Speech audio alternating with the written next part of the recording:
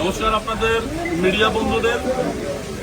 আমরা আজকে মেলাগড় বাজারে একটা বিক্ষোভ মিছিলে সামিল হই।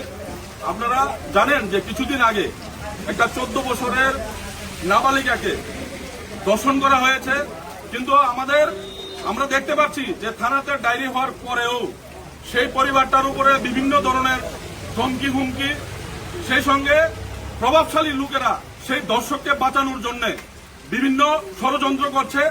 আমরা আপনাদের মিডিয়া বন্ধুদের মাধ্যমে বলতে চাই যে অতি সত্বর দর্শক পিন্টু রঞ্জন ঘোষকে গ্রেপ্তার করতে হবে রাজ্য প্রশাসনের। আর যদি গ্রেপ্তার না করে আমাদের আন্দোলন এখানে থেমে থাকবে না, এখানে আমরা বৃহত্তর আন্দোলনে যাব সামনের দিনে যদি অপরাধী গ্রেপ্তার না হয়। দর্শন একটা ওয়ার্ড আজকে আমাদের ভারতবর্ষে আমাদের জন্য একটা অভিশপ্ত ওয়ার্ড। আমরা ভারতীয় হিসাবে আমরা লজ্জিত যে আমাদের দেশের বিভিন্ন রাজ্যে, কলকাতায়ও আপনারা দেখেছেন রিসেন্ট রিমি খাতুন নামে একটা বাচ্চাকে 11 বছরের 4 জনে মিলে আপনার দর্শন করে তাকে হত্যা করা হয়েছে। সমগ্র দেশ সেই দর্শনের বিষয়ে আজকে উত্তাল। তো আমরা আপনাদের মিডিয়া বন্ধুদের মাধ্যমে একটা বার্তা দেব যে যারাই এই দর্শন কাণ্ডে জড়িত থাকে, এই দর্শন কাণ্ডে যারা জড়িত থাকে, আমি আমাদের অ্যাডভোকেট, আমাদের লয়ার, আমাদের উকিল বাবুদের কাছে পুরো ভারতবর্ষ ব্যাপী আপনাদের মিডিয়া বন্ধুদের মাধ্যমে একটা বার্তা দিতে চাইব যে এই দর্শকদের বিরুদ্ধে, দর্শকদের হয়ে কখনো যেন কোনো কেস না লড়ে। তাদের বিরুদ্ধে তাদের যতটুকু ঘৃণা করা যায়, তাদের যতটুকু নিন্দা করা যায়, তাদের যতটুকু প্রশাসনের আওতায় এনে প্রকাশ্যে ফাঁসি দেওয়া যায়, ততই আমরা ভারতীয়দের জন্য, এই ত্রিপুরাবাসীদের জন্য, আমাদের জন্য মঙ্গল। আমরা রাজ্য প্রশাসনের কাছে আবারও আমরা আবেদন জানাচ্ছি যে মেলাগড়ের যে ঘটনা হয়েছে তেলগাছলাতে, সেই নাবালিকার বিচার এখনো পাইনি। আমরা রাজ্য প্রশাসনের কাছে আবেদন জানাচ্ছি যে অতি সত্বর পিন্টু রঞ্জন ঘোষকে গ্রেপ্তার করে আইনের আওতায় এনে প্রকাশ্যে ফাঁসি দেওয়া হোক। ধন্যবাদ।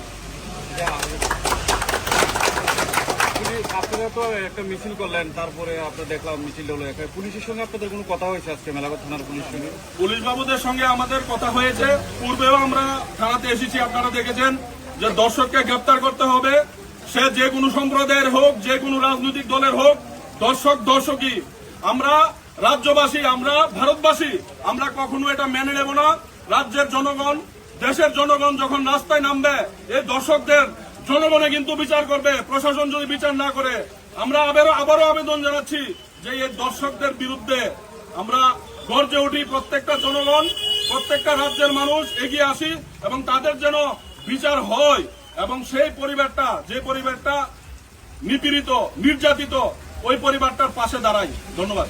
পুলিশ আমেরিকা, লন্ডন, বিভিন্ন জায়গা থেকে আসামি অভিযুক্ত গ্রেপ্তার করে তারা তাদের দায়িত্ব পালন করছে, কিন্তু দেখা গেল পিন্টু ঘোষ আজকে এতদিন হয়ে গেল এখন পর্যন্ত মেলাগড় থানায় যে দর্শককারীকে গ্রেপ্তার করতে পারছে না। এতে কি উদ্দেশ্য হতে পারে আপনাদের? আমাদের কাছে যেটা খবর যে দর্শনকারী পিন্টু রঞ্জন ঘোষ উনি প্রকাশ্যে ঘুরে বেড়াচ্ছে। এখন নাকি সেটিং চলছে, টাকার সেটিং, কেসটা শেষ করার জন্য। আমরা ওই নিপীড়িত পরিবারটার পাশে আছি। আমরাও দেখব যে কেসটা কিভাবে শেষ করে। আমরা সামনের দিনে বৃহত্তর আন্দোলনে যাব যদি এই পিন্টু রঞ্জন ঘোষকে গ্রেপ্তার না করা হয়। ভারতবর্ষের প্রত্যেকটা দর্শককে মধ্যপ্রাচ্যের মতো আইন আনা হোক, প্রকাশ্যে ফাঁসি দেওয়া হোক।